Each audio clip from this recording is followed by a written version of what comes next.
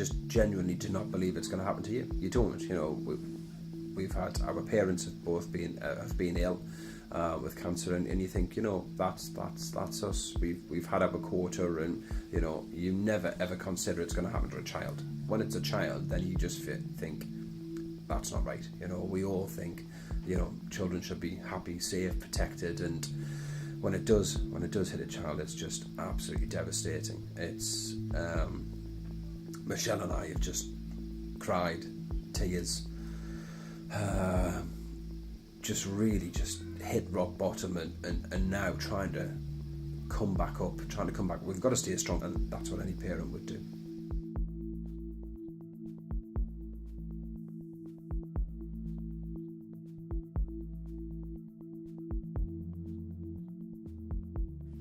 Freya's been diagnosed with a children's cancer called Neuroblastoma. In Freya's case, hers is slightly more complicated because she has hers variant is ganglioneuroblastoma, which is normally good, but she has a thing called MYCN amplified, which as soon as you find these characteristics in any tumour, that means that she effectively falls straight into the high risk category. And because she's now in the high risk category with this MYCN amplified, she's now on the most aggressive form of treatment protocol to try and counteract that's available in the UK. She's been treated at LGI, at the Leeds General, aren't you? And they're really nice down there, aren't they, in hospital? Okay. She's certainly, in the last 2 months, she's gone from being such a really vibrant and happy child to really quite withdrawn quite often, and inside herself, and really upset that the treatment that she's currently going through has really been upsetting her. It's difficult, and it makes me sad sometimes and upset, and it's difficult when at school you don't have a lot of people to talk to when they don't understand, but at home it's easier to talk about it because people understand.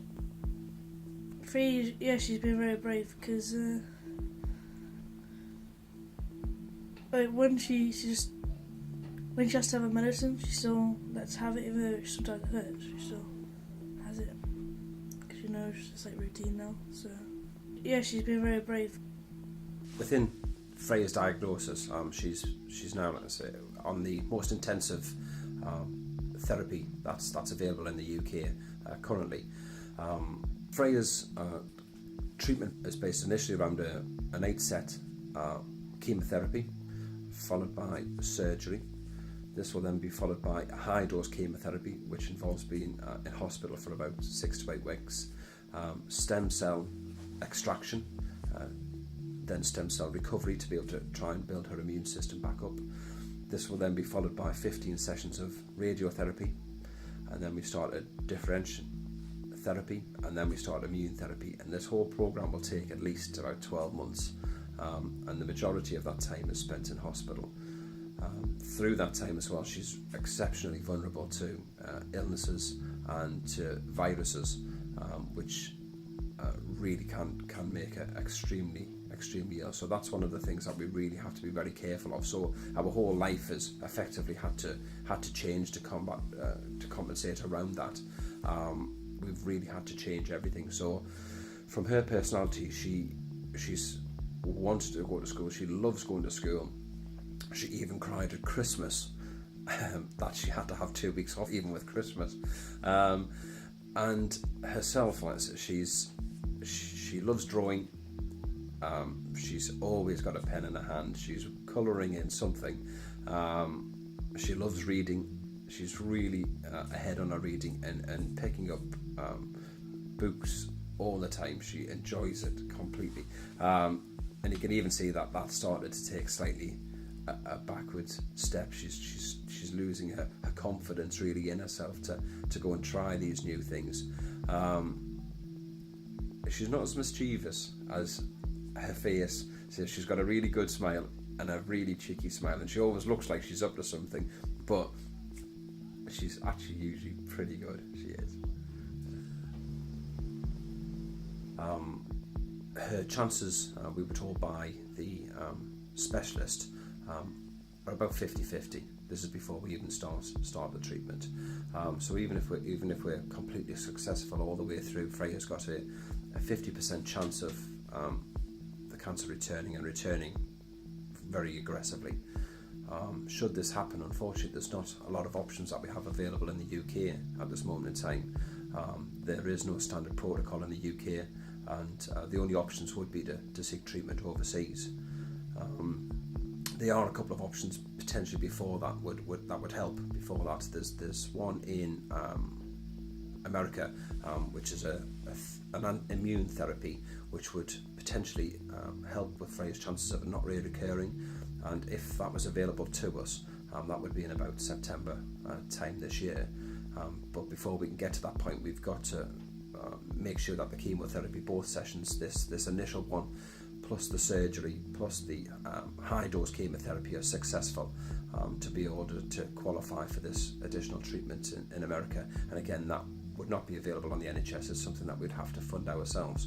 But that really could give Freya an extra 20% chance of the illness not reoccurring. Should she not meet all the requirements all the way through, or the surgery not be as successful, or the chemotherapy not be as successful, each part that she doesn't reach basically increases her chances of it coming back. And that's really what makes the situation so difficult, is because she has such a high chance of it coming back, and the success rate after that is so low. The only children that have really had a fighting chance have had the finances available at that moment in time, as soon as she's relapsed, to be able to go to America. And unfortunately, there's only around about a 5% survival rate, which is quite atrocious. But again, that's based on just being able to go. So our intention is to try and raise the 500,000 between now, in case she relapses. It's effectively a safety net, or that we can provide for her. So the moment she does relapse, we can effectively put her on a plane the following day and go and get the overseas treatment that isn't available here, and give her that chance to survive from there. And really, it's the opportunity that I now have. She could relapse in 2 months after treatment, 12 months after treatment. We don't know. So that's effectively what the timescale I'm working towards, to make sure I've got that in place, so we can go the moment that we need it.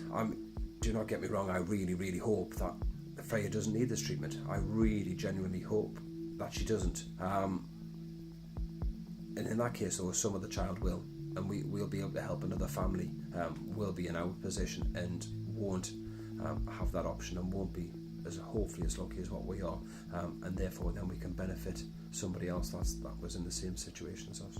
So what we need is to raise £500,000 for a protocol in America and a relapse protocol should she need it. The situation is trying to generate 500,000 is just an absolute awesome amount, and really without everybody's support and help, I don't know how we're going to be able to achieve that. It's trying to raise 500,000 is not going to happen on itself. The community that we live in, although being very small and very supportive and doing all they can, is limited. Without everybody's help from the larger community and the northeast and even the UK, we're never going to achieve and never going to meet our target without everybody's help. It's a huge sum to do, even if people can't help financially, which we know it's a difficult time for everybody. We feel it the same as everybody else. Even if you can offer your time, your support in other ways, people have skills and opportunities and contacts. People just come and show your support is sometimes enough to make a difference. It doesn't always have to be financial. It can be in other ways that really makes a difference. And that's what we've really found, is people that have just, even from knitting hats to just helping us through in that supportive aspect. Yeah, the finances obviously the ultimate goal and the ultimate aim, but there are other things that people, so don't think that people can't just help because they can't contribute financially. There are other ways. We have people now competing in the London Marathon, they're doing triathlons. There's a gentleman from Darlington who I've never met him before in my life, and he's running from Darlington to here and back. It's about 48 mile, which is absolutely tremendous, and he's just getting some local sponsorship, and because he's thought that Freya's cause is worth it. And so there is so many things people can do, and anything really does make a difference. Cheers to everyone that's doing the fundraiser, because we appreciate it quite a bit, because it's nice to know that other people want to get involved, which is good. For all the people that are raising money for Freya, it's just a big thank you and well done.